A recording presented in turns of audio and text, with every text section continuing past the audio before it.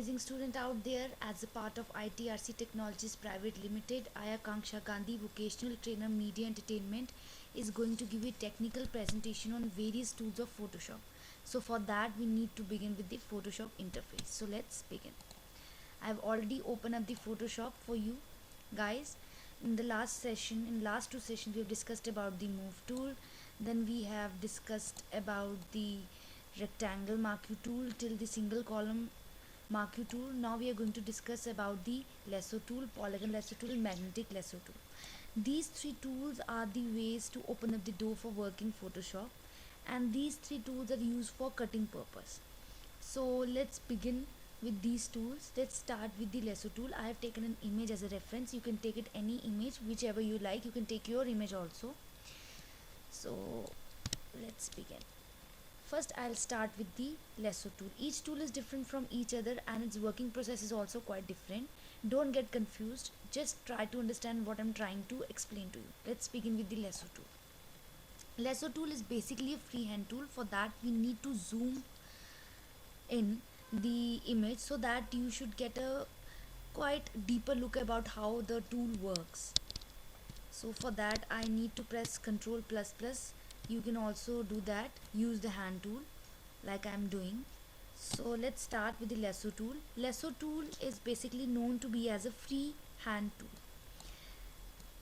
Okay, so this tool has a major important thing that I need to tell you is that working of the tool should not be stopped until the place from where it has been started. If I stop it like this, it will not select the selection and leave it in between.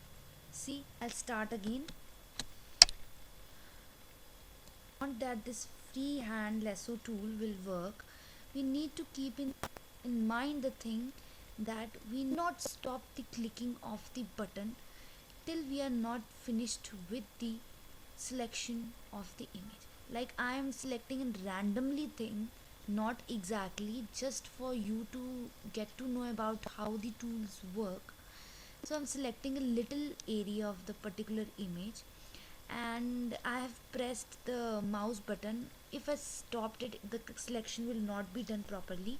So the place where I have started, I have to need to close to that particular point only, then only that selection will be properly made. See, the selection has been made.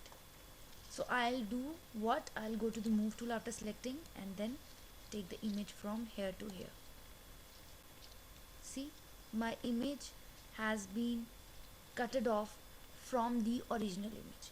Now I need to tell you one thing. See, the edges of that image is quite sharp. Reasons that I have told you in last session also, that we have not used feather. So if we use feather, image, the selection from the outer border will be quite smooth. So let's do it. Like you see, I have made the feather 0. If I made the feather more like 1, 2, 3, 4, 5, the edges will be quite smooth from the rest of that. So let's do it. Okay, so let's do it. Control D. Firstly, I'll make the selection feather 3 and then I select the place. Like I'm randomly selecting this area just to make you know about how the feather works. I've selected it, and when I take this image right off, edges you will find is quite smooth than the rest. See, the edges is quite smooth, it's not sharp edges. You see from the image also, from the outer image also, you get to know about this. So this is the work of your you can say your lasso tool. Now let's move to the next tool, that is your polygon lasso tool. That tool is mostly used after pen tool. After this tool, this polygon lasso tool is used. Okay, so I'll make the selection Control D. Now this will select in a straight form, like it will not go in a curve form, it will be selected in a straight manner. Like if we want to do the straight selection, we can do it. See, we need to just clicking on the place, we need to turn around a little bit. See, not the curvy selection, just the straight selection. It will only take up the straight selection rather than the curve selection. And if we want to redo that particular image, what we are supposed to do is we need to backspace this. like I have done this, and it will selected the whole image in a straight manner. Okay, see, the straight form. I think you get to know about the difference of that it will select in a straight manner. It will not select in a shape the image is. So the next and the last tool is magnetic lasso tool. It will work in a magnetic form, and the most important thing is that it will work on the braid colors, and you will get to know in a magnetic form it will keep on selecting the image.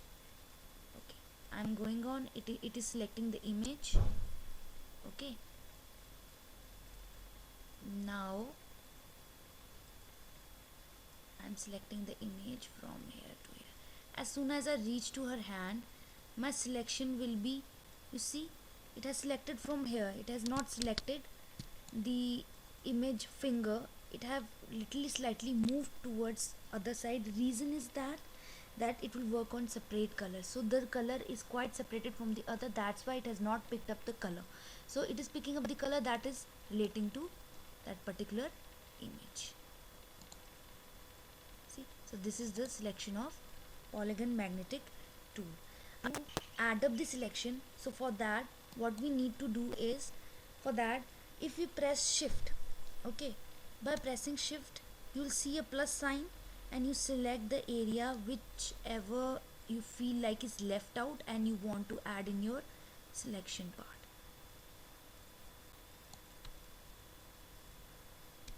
Okay, see, it has added up the area, and if I want to subtract, I need to press the alt button.